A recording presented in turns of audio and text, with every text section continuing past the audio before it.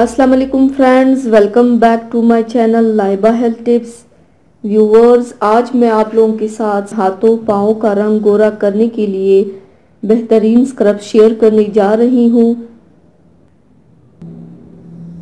Friends, अगर आप चाहती ही हैं आपके हाथ पाँव गोरे और नरम मुलायम रहे तो इसके लिए आज मैं आपको आसान कुदरती तरीका बताऊंगी।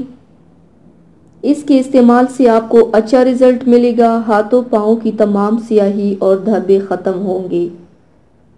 तो चलिए शुरू करते हैं, पर इसके पहले प्लीज़ मेरे चैनल को सब्सक्राइब कर लीजिए और बेल आइकन को दबाइए एवरी लेटेस्ट ब्यूटी अपडेट को सबसे पहले पाने के लिए। इसके लिए आप लोगों को चाहिए, सबसे पहले बर्तन में 1 चम्मच ब्राउन शुगर डालें, 1 चम्मच शहद डालें और 1 चम्मच नारियल का तेल डाल दें। अब इन सबको अच्छी तरह से मिक्स कर लें। मिक्स करने के बाद इसे हाथों पांव पर लगाएं और रब करें। 15 मिनट के बाद हाथ पांव धो लें। हफ्ते में 4 बार इस तरीकों को इस्तेमाल करें, आपको बहुत फ़र्क मिलेगा इंशाल्लाह।